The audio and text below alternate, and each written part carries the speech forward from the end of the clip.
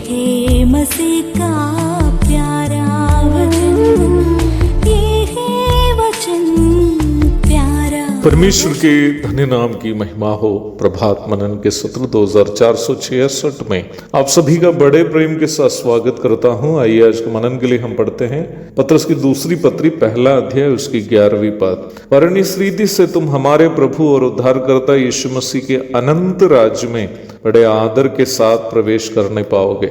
हम पिछले दिन में ये मनन किए थे कि यीशु मसीह के नैतिक स्वभावों को हम अपने जीवन में लागू करते हुए यीशु मसीह के समान खुद को बदलते रहने से हम कैसे ठोकर खाने से बच सकते हैं। निम्न विषय को जारी रखते हुए वरिष्ठ प्रेरित पत्रस आगे हमें समझा रहा है कि वर्तमान सांसारिक जीवन में यीशु मसीह के समान बदलते रहने से हमें भविष्य में क्या फायदा है। यीशु मसीह के स्वभावों में बदलते रहने से फायदा यह है कि यीशु मसीह के अनंत राज्य में बड़े आदर के साथ हम प्रवेश करने पाएंगे।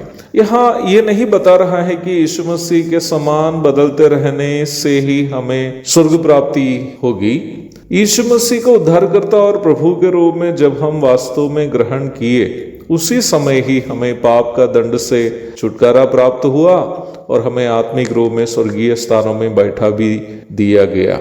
रोमी 8 की 1, इफिसी 2 की 6। कहने का तात्पर्य यह है कि यह ये नहीं बता रहा है कि कौन स्वर्ग जाएगा या कौन नहीं जाएगा, बल्कि यह ये बता रहा है कि उद्धार पाए हुए लोग कैसे उस स्वर्ग राज्य में प्रवेश करेंगे जो उनके लिए निर्धारित है। हमें यह बात अवश्य मालूम होना चाहिए कि हर एक उद्धार प्राप्त व्यक्ति अवश्य अनंतकालीन स्वर्गीय जीवन में प्रवेश करेंगे, परंतु हर विश्वासी का प्रवेश वहां एक ही प्रकार नहीं होगा। यह बात हमें बहुत ही गंभीरता से समझने की एक बात है। प्रभु यीशु मसीह के मध्याकाशीय आगमन के दरमियान कलीसिया पृथ्वी से उठा ली जाने के तुरंत बाद कलीसिया के संबंध में होने वाली घटना मसीह का न्यायासन है, जहां उद्धार पाए हुए विश्वासियों के आत्मिक जीवन का हाल खुल जाएगा और हम वर्तमान संसार में रहते वक्त यीशु मसीह के लिए क्या कुछ भी किए हैं उसका प्रतिफल वहां दिए जाएंगे। 2 कुरिन्थी 5 की 10। वहां ये खुल जाएगा कि प्रभु ने हमें जो जीवन दिया उसे हम प्रभु के लिए बिताए हैं या अपने लिए। हमारी सेहत, हमारी ताकत, हमारी बुद्धि क्षमता, हमारा धन, हमारी अन्य सौभाग्यताएं इत्यादि यदि हम प्रभु की महिमा के लिए उपयोग किए हैं तो वे सबके लिए हमें प्रतिफल मिलेगा, और हम जितने अपने लिए किए हैं सभी काम हमारे लिए नुकसानदायक साबित होगा।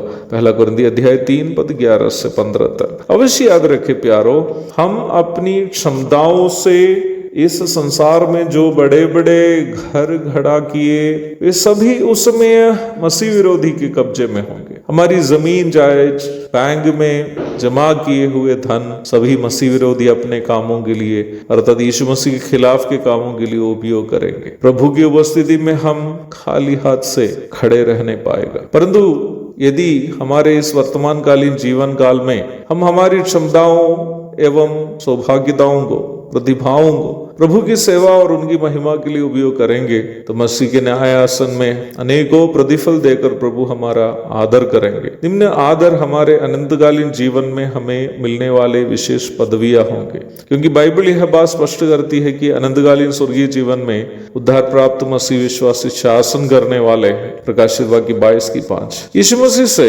पत्रस ने एक बार पूछा, देख हम तो सब कुछ छोड़कर तेरे पीछे हो लिए, तो हमें क्या मिलेगा? पत्रस के इस प्रश्न के उत्तर स्वरूप प्रभु ने उनसे इस प्रकार कहा, मैं तुमसे सच कहता हूं कि नई सृष्टि में जब मनुष्य का पुत्र अपनी महिमा के सिंहासन पर बैठेगा तो तुम भी जो मेरे पीछे हो लिए हो 12 सिंहासनों पर बैठकर इसराइल के 12 गोत्रों का न्याय करोगे। प्रेरितों को मिलने वाली आशीषों के अथवा सौभाग्यताओं के बारे में कहने के बाद आगे प्रभु सार्वजनिक रूप में इस प्रकार कहा, और जिस किसी ने घरों या भाइयों या बहनों या पिता या माता या बाल बच्चों या खेतों को मेरे नाम के लिए छोड़ दिया है उसको 100 गुना मिलेगा और वह अनंत जीवन का अधिकारी होगा। मत्ती अध्याय 19 पद 27 से 29 तक। मुझे सुनने वाले प्रिय भाई बहनों, मसीह की पहचान त्याग है। उन्होंने हमारे लिए न केवल स्वर्ग की सौभाग्यताओं को त्यागा बल्कि यहाँ तक अपना प्राण भी हमारे लिए त्यागा।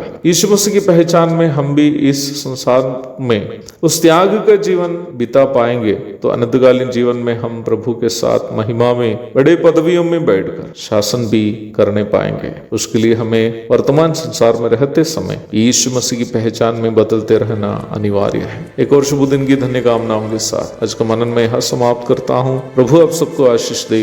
आमीन।